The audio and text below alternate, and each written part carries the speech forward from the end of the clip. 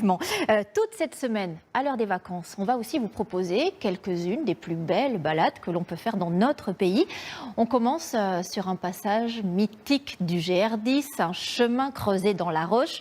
Ça donne un parcours spectaculaire. Nous suivons Grégoire Guisteau et Nicolas Forestier dans la vallée d'Aspe, dans le Béarn. Creusé dans le flanc d'une falaise de la vallée d'Aspe, le passage de la Mature est un enchantement pour les randonneurs. 1200 mètres de long, 4 mètres de large et une vue à couper le souffle. Cette étape du GR10 commence bien pour Paul et Benjamin.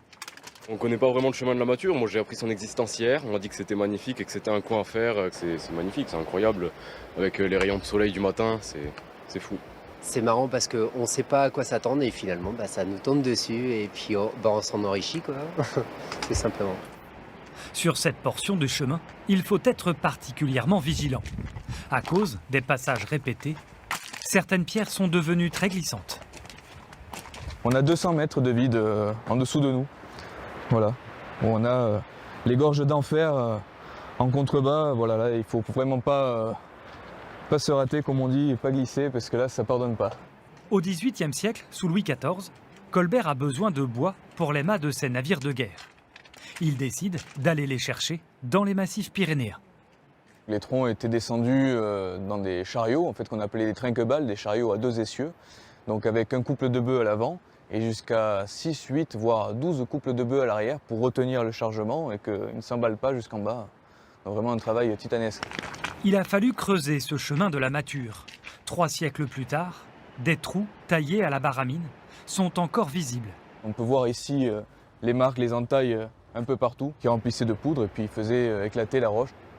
Aujourd'hui, le chemin est devenu l'aire de jeu favorite des marcheurs. Vous faites quoi, le col de la Race? Non, on fait juste l'aller-retour du chemin. Voilà. Mais aussi des grimpeurs comme Eric.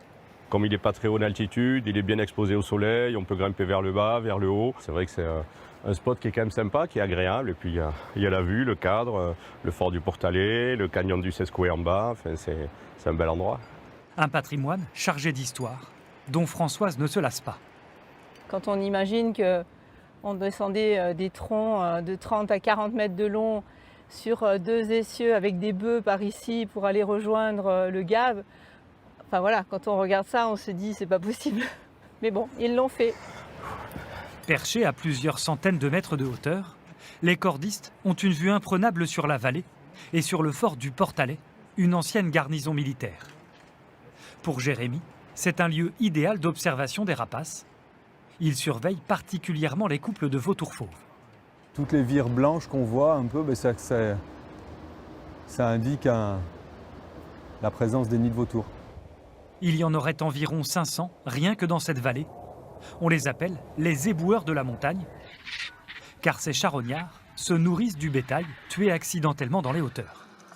Plutôt que le cadavre se décompose dans la nature et risque de polluer les ruisseaux ou quoi, le vautour, en nombre, va venir consommer et du coup, il ne reste que les os. Mais pour cet amoureux d'ornithologie, prendre de la hauteur permet surtout de contempler la nature et observer le passage des saisons sur la chaîne des Pyrénées. Ça a vite changé, hein. Il a fait très sec cet été, donc déjà ça a commencé à prendre des couleurs fin août là déjà. Mais là, ça y est, c'est parti, une bonne pluie, un bon coup de vent et hop, ça y est, c'est l'hiver. Bientôt, les randonneurs délaisseront le chemin à cause du froid et de la neige. En attendant, les derniers privilégiés de l'année poursuivent leur route. 6 heures de marche les attendent après la Mature pour cette étape, la plus longue du GR10.